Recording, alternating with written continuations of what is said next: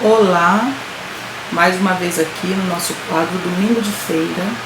Eu sou Janice Goldar, sou Ialorixá, sou psicanalista, mestra em psicanálise clínica. Vamos aqui abordar mais um assunto, fazendo analogia de divã na clínica psicanalítica e o divã dos orixás. Sempre associo algumas situações que eu atendo na clínica, que eu ouço na clínica, algumas demandas psíquicas, como eu também ouço no terreiro. E a demanda que a gente vem falando, já fizemos 2 quadros, esse vai ser o terceiro e último quadro, nós sobrecarga em Ori em relação ao trabalho. Sempre falo das questões das pessoas de santo, dificuldade de chegarem no terreiro, a dificuldade de exercerem suas dinâmicas espirituais por conta de sobrecarga de trabalho, a falta de lazer, que não conseguem ter lazer, quer dizer, trabalha, ganha dinheiro, cria uma estrutura, porém não tem lazer, não tem como relaxar sua mente, relaxar seu corpo. Então a gente fica aqui batendo na tecla, mais uma vez, da sobrecarga no trabalho do povo de santo e do sujeito em comum. Vamos falar diretamente da escuta do divã psicanalítico e do divã dos orixás. Angústia de domingo, uma das questões que as pessoas mais trazem para a clínica, e na escuta também no terreiro, é a angústia de domingo. O que é a angústia de domingo? É um sentimento de vazio, uma ansiedade, uma depressão, que ela acontece sempre no domingo, principalmente ao acordar, quando as pessoas acordam e se veem sem compromisso profissional, sente essa angústia, e também quando a pessoa vai descansar no final do domingo, sente também essa angústia, sente a ansiedade, fica depressivo. Vamos falar do domingo primeiramente. Aqui tem um Itã, tá? No 7º dia, Olodumare descansou, mas ele podia se dar ao luxo de descansar. Tinha feito um trabalho criativo e conseguira terminar tudo no tempo que estabelecera.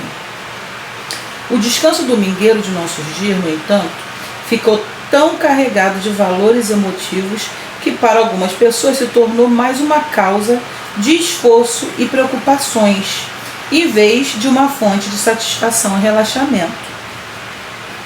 De acordo com um velho conto, ao desembarcar na pátria, depois de passar 7 anos numa ilha deserta, um homem chamado Robinson Crusoe foi rodeado por uma multidão de curiosos, e todos queriam saber, mas como resistiu tanto tempo naquela tremenda solidão? Bem, não foi tão mal assim, respondeu ele. Exceto os domingos, naturalmente. Esses demoravam a passar.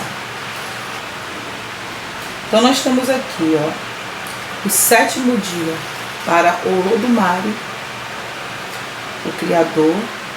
Foi nesse 7º dia que descansou, depois de 6 dias ter trabalhado, ter se esforçado para criar o mundo. E a gente vem aqui também agora com uma lenda, uma história sobre o Robinson Crusoe, um desbravador, um aventureiro. Então, para o Olodumare, o trabalho tinha sido feito. Foi um trabalho criativo que conseguiu terminar no tempo certo que foi estabelecido por ele. Então, ele chegou numa fonte de satisfação e relaxamento. Aqui para Robinson Crusoe, ele já fala o seguinte, que ele resistiu um tempo de solidão e que tudo corria muito bem, foi tudo satisfatório. Só não foi 100% tão bom assim, que somente no domingo ele percebeu que demorava a passar. Domingo foi um pouquinho angustiante para ele. Aos domingos, muitas pessoas com frequência sentem-se angustiadas e deprimidas.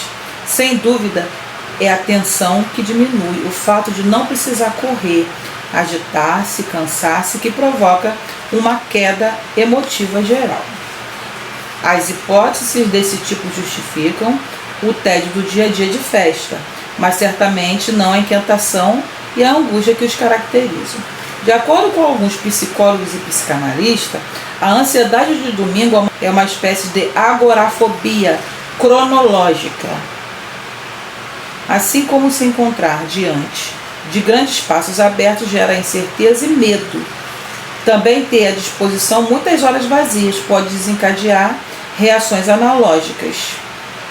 Um dia cheio de compromissos divididos em muitas partes, todas cheias de coisa para fazer, permite fragmentar as possíveis tensões e manter sob rígido controle o tempo e as emoções. Mas um dia inteiramente livre pode evidenciar os vazios. Mostrar-nos sem véus as coisas nossas, que nas agitadas horas de trabalho conseguimos não ver. O tempo faz cair de repente todos os álibos, os quais nos agarramos no dia de trabalho. Ele nos revela que se nos sentimos insatisfeitos e tristes, não é porque a rotina cotidiana nos impede de pensar em nós mesmos. E se nossas relações com as pessoas queridas estão cheias de silêncio e de distância, a culpa não é da força invasiva do trabalho. Quanto mais o trabalho é intenso e empenhativo, mais o dia de repouso e relaxamento se torna uma insustentável prestação de contas. Se durante as horas no escritório podemos evitar, como um perigo qualquer, forma de intimidade, o domingo deveria ser, por definição, destinado a intensificar relações afetivas. Mas justamente isso, em certas situações, é percebido como um difícil confronto conosco mesmo. Há pessoas que, por causa do tipo de trabalho que fazem, conseguem extrair segurança e autoestima somente de seu papel profissional. Quando se encontra dentro de um círculo doméstico restrito, são obrigadas a se confrontar com outras autoimagens, talvez mais próxima da realidade, mas justamente por isso muito menos agradável. Olha que interessante. Olha o que o trabalho faz. Vou pontuar aqui, né, esse olhar analítico, e a gente vai destrinchar um pouco aqui, que é muito interessante o quanto eu escuto, inclusive essa parte final aqui, na qual exercer um papel profissional faz a pessoa existir. E às vezes quando ela está dentro de casa, no lar, ali talvez, né, um grande profissional, vamos colocar vou colocar aqui um grande profissional, oficial das Forças Armadas, empenhando seu papel no trabalho, ele cria uma persona, uma fortaleza como pessoa, né, através do seu profissional. E quando ele se depara dentro de casa com a família, na qual ele tem que quebrar algumas formas, né, ali ele é pai, ali ele é amigo, ali ele é irmão, ali ele é filho, e ele confronta com a sua realidade, às vezes se sente angustiado. Por isso que tem gente que foge, né? Tem gente que projeta muito a sua vida, a sua personalidade, o seu ser no trabalho. Tá? Eu ouço muito no terreiro, eu ouço muito na clínica psicanalítica. Então vamos aqui, ó. Acho que é muito interessante esse aqui. Aos domingos, muitas pessoas com frequência sentem-se bem angustiada e deprimida. A maioria. Sem dúvida, é a tensão que diminui. O fato de não precisar correr, agitar-se, e que provoca uma queda emotiva geral. Quer dizer, a pessoa fica ali naquele automático, no trabalho, né? Então, aquele dia fica fragmentado. Na parte da manhã tem uma tarefa para fazer, e na parte da tarde tem uma outra tarefa, né? Tem no meio do dia tem o almoço, a alimentação, e no final do dia encerra vai para casa e é o descanso. Então fica fragmentado, fica controlado. Ali você tem ali, né, de uma forma cronológica, o seu dia já todo esquematizado. Então aqui o autor está querendo dizer que não seria uma sobrecarga, que seria um tédio do dia de festa. Ou seja, sai do trabalho e fica no lazer. Esse tédio do dia de festa, ele quer dizer que é quando as pessoas elas se encontram, é quando a pessoa se encontra com prazeres, sentindo prazeres, né? Não está ali naquele processo ali de maquineísmo, né? Ou escravocrata, não sei, né? Como que as pessoas vão interpretar, mas se vê ali um momento todo de prazer, né? Então aqui ele certamente ele vai ter inquietação e angústia, tá? Aqui ele está falando também, de acordo com alguns psicanalistas, psicólogos e psiquiatras, a ansiedade de domingo é uma espécie de agorafobia, quer dizer, é uma fobia, tá? Que as pessoas têm, às vezes. Aqui ele está falando de agorafobia cronológica. O que seria essa agorafobia cronológica? Seria um medo, né? Um sentimento que seria uma ansiedade. Tem pessoas que têm algumas reações de falta de ar, outros têm um pouco daquela sensação de fobia social, né? E a agorafobia cronológica seria uma fobia, né? Com espaço de tempo que ele está tendo ali, né? Grandes espaços abertos gera certeza e medo, né? Então essa agorafobia também tem a disposição de muitas horas vazias, pode desencadear reações analógicas, tá? Então tá aqui, olha que interessante. Aquela sobra de tempo que seria prazerosa, ela cria mal-estar, né? Essa é uma espécie de agorafobia. Um dia cheio de compromisso, dividido em muitas partes, todas cheias de coisa para fazer, permite, né, o sujeito fragmentar possíveis tensões e manter sob rígido controle tempos e as emoções, como eu falei ali. Ele tendo o dia dele cheio de compromisso, de manhã à tarde, ele fragmenta, né, e consegue ter o controle. Ele tendo o controle do tempo, ele tem um controle das emoções. Um dia inteiramente livre pode evidenciar vazio. Então imagina, se você vive trancado em horário, trancado em espaço, trancado em regras. O dia que você tem liberdade total, você não tem mais nada disso, isso vai te criar um vazio. Obviamente vai lhe criar um vazio. Olha que interessante, gente. O domingo faz cair, de repente, todos os álibis aos quais nos agarramos nos dias de trabalho. O quanto as pessoas aproveitam do trabalho para criar álibis, para não estar em outros compromissos. Às vezes um compromisso familiar, né? Às vezes até compromisso religioso. É por isso que eu estou sempre falando do divã psicanalítico e do divã dos orixás, tá? Essas coisas que eu percebo, eu pesquiso e trago aqui para vocês. Ele nos revela que nos sentimos insatisfeitos e tristes. Não é porque a rotina cotidiana nos impede de pensar em nós mesmos. E se nossas relações com as pessoas queridas estão cheias de silêncio e de distância. A culpa não é da força invasiva do trabalho. Então vamos lá. Ó. Esses álibis que são criados, né? O sujeito, a mente dele está deixando ali bem claro, revela que a pessoa ela não se sente insatisfeita e nem triste com o trabalho. Nesse caso aqui, a pessoa não se sente insatisfeita e nem triste com o trabalho.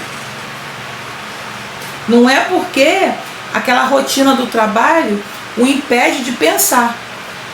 Às vezes ele está ali naquela sobrecarga do trabalho, nesse caso aqui, e ele está pensando em si próprio. Tá? E nesse pensar em si próprio, aqui ó, na rotina cotidiana impede de pensar. Pensamos em nós mesmos.